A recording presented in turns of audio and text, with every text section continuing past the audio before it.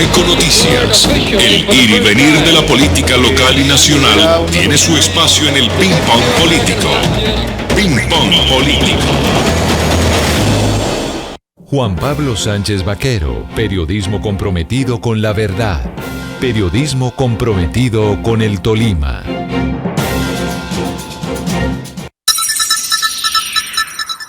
$7:30 en punto. Este es el ping-pong político de Econoticias. La constituyente y el metro, dos de los temas que desvelan al presidente Gustavo Petro.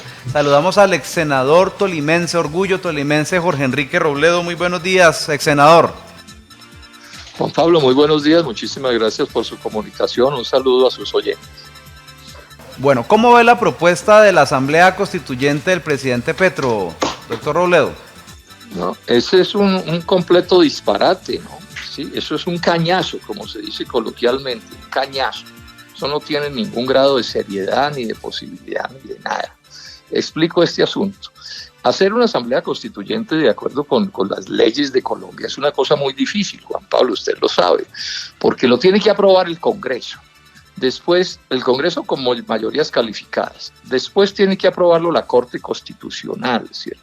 Después eso tiene que ir a votación ciudadana, y en la votación ciudadana se puede ganar o se puede perder, ¿sí? Bueno, entonces estamos hablando de un proceso bien complicado de un gobierno que ya lleva casi la mitad del tiempo, ¿sí? Y que ha sufrido un desgaste inmenso. Entonces yo digo que esto es un cañazo porque Gustavo Petro sabe muy bien que si esa propuesta se llevara a las urnas, supongamos que logran todo el trámite, se llevara a las urnas, pierde la votación. Recuérdense que Álvaro Uribe, en el momento de su mayor prestigio, no pudo sacar adelante una cosa como esta. Apenas la pudo sacar como el 5%, una cosa así, ¿cierto? Porque eso es un ejercicio dificilísimo. Pero además no tiene ninguna posibilidad de que el Congreso le apruebe eso a Petro. Ninguna posibilidad. No le dan las cifras por ningún lado. Es más, cuando él sale a explicar la medida, dice que él quiere hacer esa constituyente no para cambiar la Constitución, sino para cambiar las leyes que el Congreso no le ha aprobado. Bueno, otro disparate. ¿A quién se le ocurre? ¿A quién se le ocurre que una constituyente se hace no para cambiar la Constitución, sino para cambiar las leyes? Sí, que el Congreso es el que las debe cambiar. Es que aquí hay una separación de poderes y hay unos digamos, derechos de participación que son diferentes. Entonces, esto es un cañazo para hacer política. ¿Y por qué para hacer política? Porque él ha sufrido un desgaste inmenso, está sumamente desacreditado. Entonces, él se nos convirtió en una persona que todos los días tira un globo. Hoy volvió a arrancar con el cuento del metro para obligar a los medios de comunicación a hablar todos los días de lo que el señor quiera que se hable, que no es de los problemas principales, porque el doctor Petro no nos habla de las hazañas de la corrupción de los carros tanques de La Guajira, que él nombró al jefe de esa corrupción. Él lo nombró, Gustavo Petro. ¿Por qué no nos habla de eso? ¿O por qué no nos habla del señor Euclides Torres, que ya su hijo Nicolás ratificó que sí fue importante a la campaña electoral de Gustavo Petro y que tiene contratos con el gobierno nacional por 180.000 millones de pesos? Así cualquiera da plata para la campaña electoral. Bueno, de eso no nos habla el doctor Petro. Pero además hay una cosa que me parece probablemente lo peor que está ocurriendo. Es la entrevista de ayer en El Tiempo, que yo estoy seguro que usted, Juan Pablo, leyó. ¿Qué es lo que dice Petro?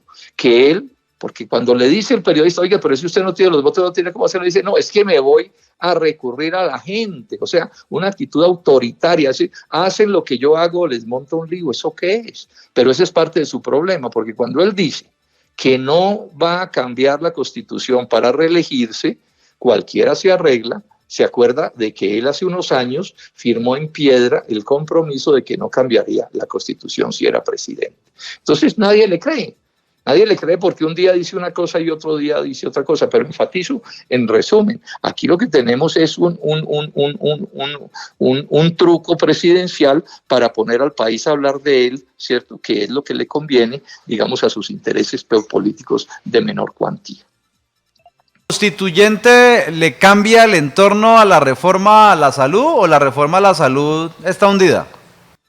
Yo creo que está completamente hundida. Yo no veo cómo se van a mover, y más con esto es una ofensa al Congreso, lo que está haciendo Gustavo Petro, porque es que lo que está diciendo es, señores del Congreso, si ustedes no se someten, me los paso por la faja. Y resulta que aquí hay un punto que también es interesante que tiene que ver con la democracia, es que él dice, es que yo gané la presidencia. Pero entonces aquí los congresistas seguramente van a decir, y es que nosotros fuimos elegidos por los colombianos.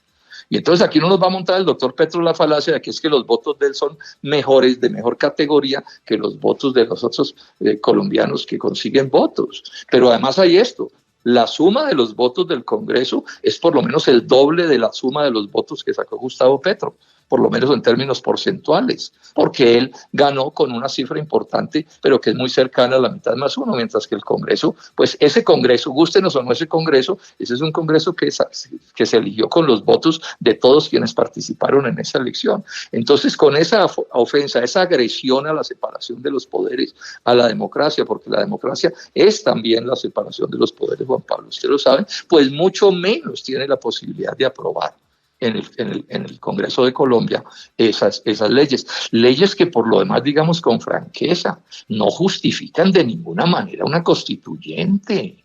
No, es que esto aquí es politiquería a la que estamos asistiendo. Politiquería a la que estamos asistiendo, que es en buena medida lo que lleva haciendo el doctor Petro desde que se posesionó, haciéndole daño a Colombia.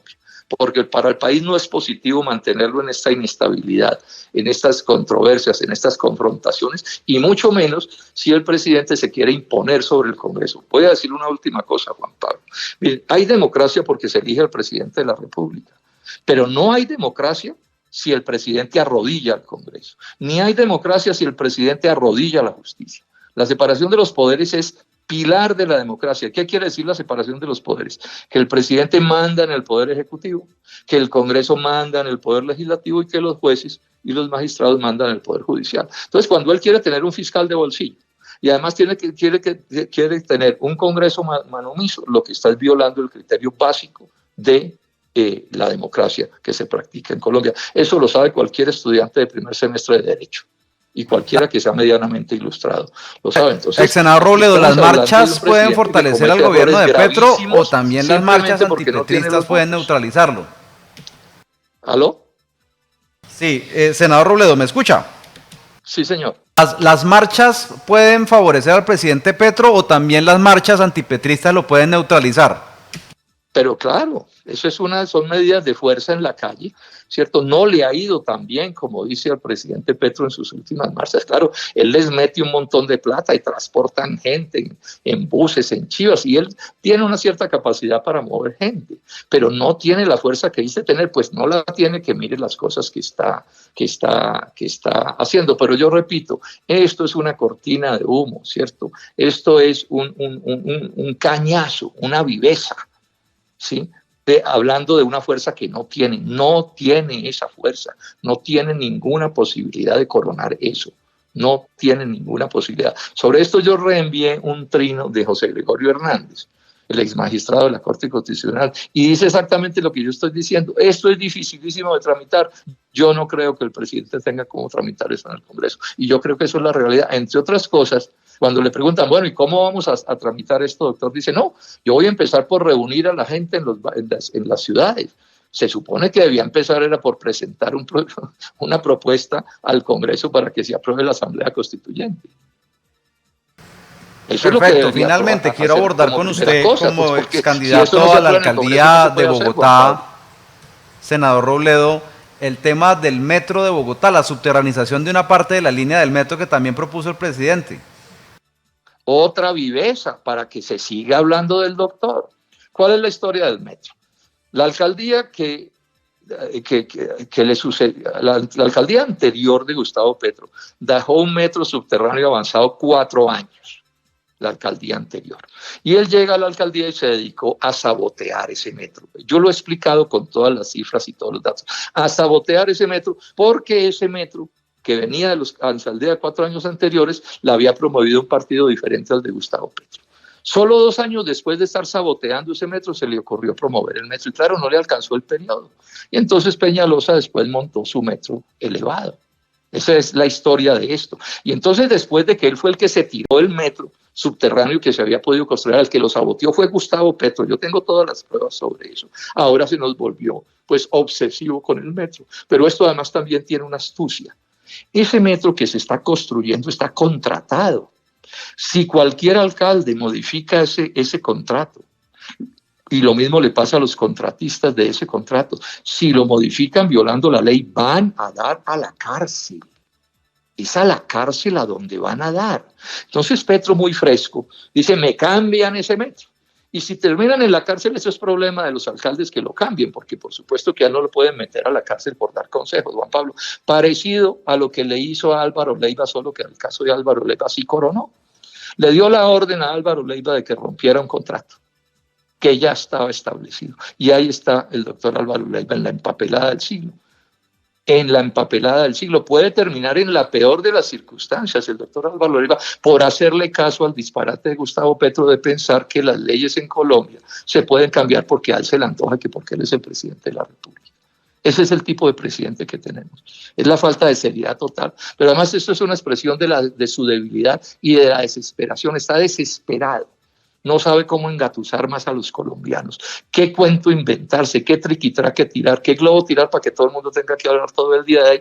Y la gente petrista honrada, que la hay en números importantes, yo eso no lo voy a desconocer, sea engañada de esa manera. Y él les mete el cuento de que él es Superman, ¿cierto? Y que todo lo va a terminar arreglando cuando al final no arregla nada. Yo le repito este llamado al doctor Petro, háblenos de Euclides Torres, háblenos de ese señor, que el hijo de Gustavo Petro ha dicho que ese señor fue financista de la campaña presidencial de Gustavo Petro y esas platas las vio mover ese joven.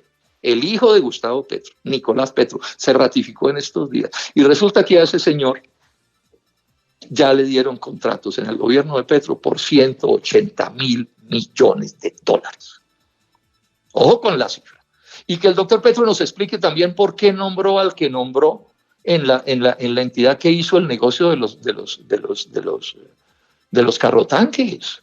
Es que el que lo nombró fue Petro, sí le revisó su hoja de vida, sí él supo quién era, sí le ha pedido Petro excusas a Colombia por haber nombrado a ese personaje que terminó armando ese lío de corrupción del tamaño que todos sabemos. Claro, es que él no quiere hablar de eso, ni quiere hablar de la pobreza, ni quiere hablar de la crisis del proceso de paz, ni quiere hablar del desempleo, no. Se trata de que él nos impone el tema que a él se le dé la gana, ¿cierto?, para no atender las verdaderas necesidades y las complejidades de este país.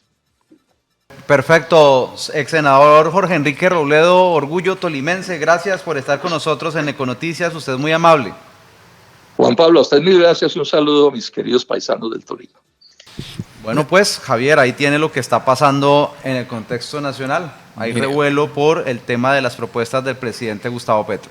Dice Jorge Enrique Robledo que es un cañazo, que Petro a su juicio no tiene ni los votos en el Congreso para que sea aprobada la convocatoria de una Asamblea Nacional Constituyente, ni tampoco el respaldo popular para que este proyecto avance, además de que pues ha hecho una serie de consideraciones y críticas frente a la Unidad Nacional para la Gestión del Riesgo de Desastres y también los contratos a esta persona, Euclides Torres. Ahora saludamos al doctor Juan Manuel Galán, líder nacional del nuevo liberalismo. Bienvenido a Econoticias en Ecos del Conveima de Ibagué. Buenos días, doctor Galán. Muy buenos días, Juan Pablo. Es un gusto poderlo saludar en esta mañana a todos los oyentes de Ecos del Conveima en el Tolima, en Ibagué y en todo el país. ¿Debe pararse el proyecto del Metro de Bogotá que está en ejecución, como lo manifestó el presidente Petro en su alocución del domingo, con unas cifras poco exóticas en torno a la TIR y el valor presente neto? La respuesta contundente es no. Bogotá lleva más de 82 años esperando tener un metro. Ese metro se estructuró a través de estudios técnicos que fueron elaborados, se contrató y ya está en ejecución el contrato en un 31% aproximadamente. Cambiar ese contrato significaría no solamente un retraso de más de 4 años para que la ciudad logre tener el metro, sino también unas consecuencias contractuales gravísimas para la ciudad, para el país, porque uno no puede cambiar de la noche a la mañana así como así un contrato que tiene una historia, una trazabilidad, que tiene unos soportes técnicos, que tiene una financiación, que está en ejecución. Eso no se puede cambiar porque es jurídicamente imposible de cambiar. Lo que se pueden hacer son ajustes para las próximas líneas del metro que van a ser contratadas para mirar qué viabilidad tiene eventualmente volverlas subterráneas, pero el metro debe seguir como está en ejecución y eso es lo que ha anunciado en el día de ayer el alcalde Carlos Fernando Galán. Además, ¿por qué echar por la borda las recomendaciones de la Sociedad Colombiana de Ingenieros que mencionó el presidente Petro, doctor Galán? Pues como lo dijo la propia Sociedad de Ingenieros, este es un estudio académico, un estudio que simplemente busca mostrar las opciones o las posibilidades que pueden tener proyectos de infraestructura hacia adelante, pero no es un estudio técnico, es un estudio académico y como estudio académico pues es una referencia, pero no es un estudio que soporte que el metro sea subterráneo y menos pues en esta línea que ya está en ejecución y que ya está en desarrollo y que no se puede cambiar contractualmente. Dice Petro que va a haber, si hubiera una línea subterránea, al menos desde el sector de Antonio Nariño hasta la 72 por la carrera 13, que habría mayores eficiencias en tiempo, reducciones de los tiempos, lo cual redundaría en bienestar social para los colombianos o los bogotanos. ¿Eso es cierto? Eso no es cierto, el metro tendría un retraso de más de 5 años y además sería absolutamente incierto porque los contratiempos, las dificultades de cambiar el proyecto, que además ya está en ejecución, es que los pilotes del viaducto por el que va a pasar el metro aéreo ya están en construcción, ya se han construido varios y ya, digamos, la infraestructura para producir esos pilotes es una infraestructura muy costosa que produce precisamente estas columnas gigantescas que la gente ve que soporta el viaducto. Todo eso pues tendría unas consecuencias gravísimas, repito, para el contrato y para la estructuración del proyecto que no se puede cambiar porque ya está en ejecución, sería un traumatismo grandísimo y Bogotá se quedaría sin metro, Bogotá quedaría con el metro paralizado y los bogotanos el 29 de octubre pasado, al elegir a Carlos Fernando Galán como alcalde de Bogotá, como alcalde del nuevo liberalismo, pues entregaron un mandato de que el metro se haga tal como está contratado y tal como está ya en ejecución, porque es que ya llevamos 31% de ejecución de ese contrato y de ese proyecto. Para cerrar este tema, doctor Galán, como decía su padre Luis Carlos Galán, ¿ni un paso atrás con el metro? Ni un paso atrás y siempre adelante con el metro, así es. Cambio de tema, ¿qué está buscando el presidente Petro con su propuesta de asamblea constituyente? ¿La reelección? Está precipitando una campaña, dado que es un presidente totalmente ausente del gobierno. El gobierno está en manos de otras personas, está en manos de Laura Sarabia, está en manos de otras personas, pero no está en manos del presidente de la República, que debería estar al frente de gobernar, de administrar, de gerenciar, de enfrentar los problemas gravísimos que tiene el país en materia de seguridad, del fortalecimiento de los grupos armados criminales que se lucran de las rentas criminales, de ese proyecto de la paz total que no se le ve rumbo, no se le ve brújula, no se le ve destino, simplemente ha sido aprovechado por estas organizaciones criminales para fortalecerse en los territorios, para amedrentar a la población, para que se dispare la extorsión como está disparada y tiene a los comerciantes absolutamente desesperados porque no encuentran una respuesta en las instituciones que deberían estar siendo lideradas por el presidente de la República, porque la fuerza pública está desmoralizada, está siendo desmantelada, más de 100 generales retirados de la fuerza, eso dejó incapacitada a la fuerza pública operacionalmente para llevar a cabo las operaciones que se requieren en materia de seguridad, porque además se está poniendo en vilo con la suspensión de compras a Israel en materia militar, todas las comunicaciones de la fuerza pública, todo lo que tiene que ver con los galín, las patentes de producción de munición. No se está produciendo munición en Indumil, no hay unos recursos, unos medios para que la fuerza pública, las fuerzas militares y la policía cumplan su mandato constitucional. Estos grupos se están fortaleciendo, se están armando, han tomado mucha ventaja. Entonces estos son los problemas que el presidente de la República debería enfrentar, y si no es capaz de construir un consenso para reformas tan trascendentales que tocan derechos fundamentales como el de la salud, como la reforma pensional, imagínese usted un presidente con 30% de favorabilidad en las encuestas, ¿cómo va a lograr construir un proyecto de Asamblea Nacional Constituyente que recoja a todo el país, que surja de un proyecto, de un acuerdo nacional, como fue el caso de la Constitución del 91? Entonces lo que estamos viendo realmente es la campaña presidencial del 2026, y claramente la intención de una Asamblea Nacional Constituyente es buscar la reelección del actual presidente Petro. ¿Cómo le cambia la constituyente a los alcaldes y gobernadores recientemente posesionados el panorama? ¿Qué consejo le daría usted, por ejemplo, a los gobernantes del Tolima?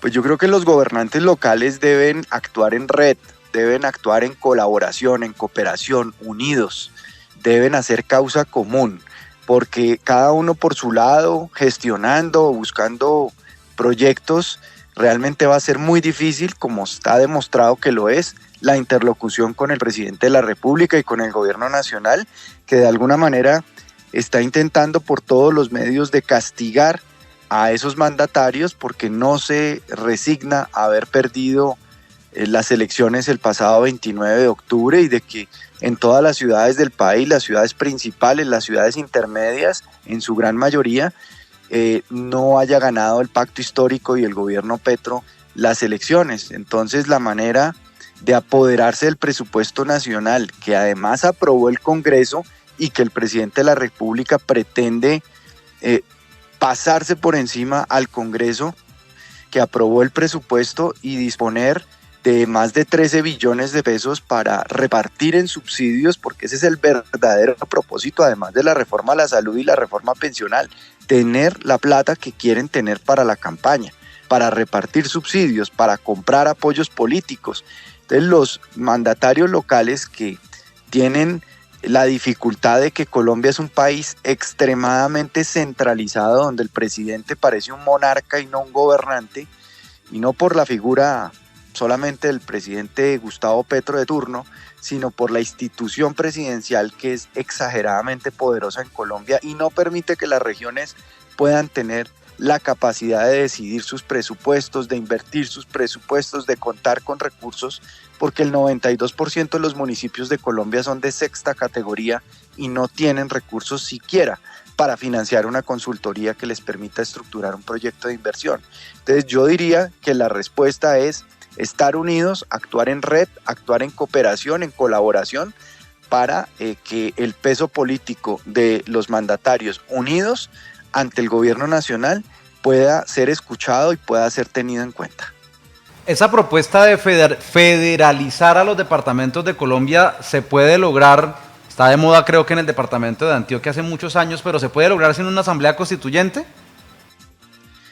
Pues lo que hay que buscar más de una federalización del país es una regionalización, es decir, ya hay una legislación avanzada en esa materia que viene desde la Ley de Ordenamiento Territorial, que es la ley marco o la ley sombrilla, en donde se han derivado diferentes modalidades de ordenamiento territorial, por ejemplo las áreas metropolitanas, que son asociaciones entre municipios, son muy importantes como mecanismo de colaboración en materia ambiental, en materia de seguridad, en materia de infraestructura, pero también están las provincias. Las provincias pueden permitir también asociar a municipios en provincias, y están las regiones que asocian a los departamentos. Entonces es más lógico avanzar hacia la regionalización del país, en donde no necesitaríamos para nada una constituyente para avanzar en ese sentido, que cada región tenga un gerente, pueda evolucionar hacia una región entidad territorial y se puedan diseñar y estructurar proyectos, megaproyectos de impacto regional, y no cada departamento por su lado buscando recursos para hacer sus propios proyectos, sino proyectos que beneficien a toda la región, como por ejemplo en el caso de la costa Caribe, a toda la región Caribe, en el caso de la región central, en donde está incluido el departamento del Tolima, la región pacífica, la región oriental, la región de la Orinoquía, la región del sur. Todas estas regiones deben organizarse y fortalecerse con una identidad fuerte regional que les permita captar recursos, estructurando entre todos proyectos grandes y proyectos de inversión, proyectos de impacto social en estos temas fundamentales que son el medio ambiente, la seguridad, la política social y la infraestructura. Doctor Juan Manuel Galán, líder nacional del Nuevo Liberalismo, gracias por estar en Econoticias de Ecos del Conveima de Ibagué, Tolima. Muy amable. Muchas gracias Juan Pablo por la oportunidad. Un saludo para la mesa de trabajo de Ecos del Conveima, para todos los oyentes en el Tolima y en Ibagué.